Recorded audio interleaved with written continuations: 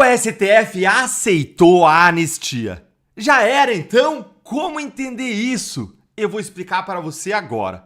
Nesse nosso segundo encontro com Justiça do Dia, eu vou trazer para você atualizações, vou trazer novas informações sobre o andamento da anistia depois que o relator do projeto foi anunciado.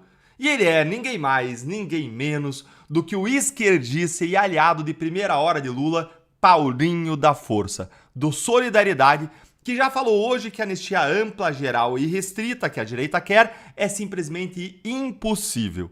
Olha aqui a entrevista dele.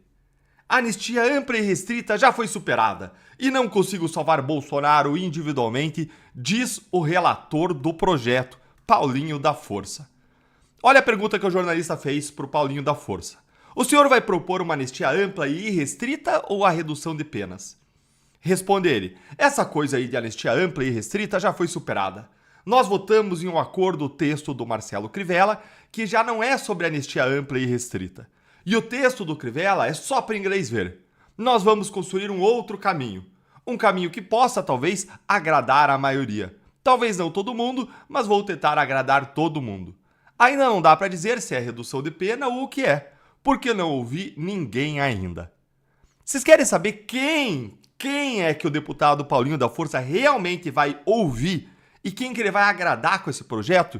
Eu vou mostrar para você quem, ou melhor, vamos deixar o próprio Paulinho da Força dizer para você quem é que ele quer agradar com esse projeto. Olha ele, solta o som, bora lá. No julgamento da ação penal, as declarações dos ministros do Supremo Tribunal Federal deixavam muito claro de que qualquer mudança de modulação de pena, diminuição de pena ou qualquer tipo de anistia seria inconstitucional. Que argumentos o senhor vai levar para essas conversas para tentar convencê-los de que existe um outro caminho? E eu gostaria de saber quem vai ser o primeiro ministro que o senhor vai procurar, se vai ser o ministro Alexandre de Moraes.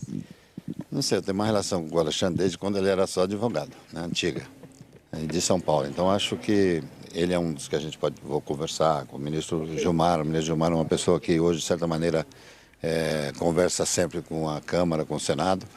Enfim, tentar convencer o Supremo de que nós precisamos pacificar o país. O país não aguenta mais essa polarização. E para pacificar vai ter que ser uma coisa que talvez as pessoas não concordem muito, mas que é aquilo que o país precisa. Então vamos conversar com o Supremo também, se for o caso, se tiver dificuldade, se a gente perceber que tem algum ruído no Supremo, para que a gente possa pacificar. Existe algum risco desse projeto não ser votado? Zero. Será votado. Será votado. É ou não é um absurdo? Um deputado federal, relator de um importante projeto de lei, como você vê aqui, ele diz que ele vai conversar com quem? Com Alexandre de Moraes e com Gilmar Mendes. São legisladores agora? Mudaram, se elegeram para o Senado, de repente para a Câmara? Vai conversar o quê, deputado, com o juiz? Por acaso eles são deputados também, senadores? Eles têm votos, foram eleitos? Não! Então não tem que conversar com o ministro do STF coisa alguma. E para piorar, o Paulinho da Força vai lá e confessa. Ele diz o seguinte, Gilmar conversa sempre com a Câmara e sempre com o Senado. Que republiqueta de bananas que é isso aqui, que varzio, é uma várzea. E mais, veja que você declarar ou não inconstitucional, vai do acordão que você vai fazer com a Câmara e com o Senado, e não da Constituição e das leis. Mostra que essa fase da gente seguir a Constituição e as leis já passou faz tempo no Brasil. Mas calma que piora, porque os ministros do STF agora, subitamente, eles se tornaram a favor da anistia. Sim, você não ouviu errado. Agora que o Mota indicou Paulinho da Força para ser o relator da anistia, aí de repente os ministros do STF apoiam agora o projeto. Olha aí o que saiu no jornal O Globo. Ministros do STF apontam a articulação de Paulinho da Força como ponto positivo para uma proposta de anistia sem radicalismos. Me respondem nos comentários, tem como essa anistia dar certo agora? Me responde aí, tem como dar certo isso aí? A avaliação dos bastidores da corte é que o parlamentar tem perfil moderado, de esquerda, super de esquerda, socialista, perfil moderado, sindicalista, gente. E trânsito político suficiente para construir uma proposta que evite radicalismos e contribua para a pacificação institucional. A escolha do deputado foi influenciada justamente por sua interlocução com o judiciário e com ministros influentes do STF. Paulinho também já atuou na defesa das prerrogativas do STF, como quando acionou a corte contra propostas que buscavam limitar decisões monocráticas dos ministros. Nos bastidores, ministros avaliam que o relator pode ser um ponto de equilíbrio entre as pressões da oposição, que defende uma anistia ampla, incluindo o ex-presidente Bolsonaro, e a necessidade de preservar a autoridade das decisões judiciais. A expectativa é que o texto final caminhe para uma redução de penas e não para um perdão total.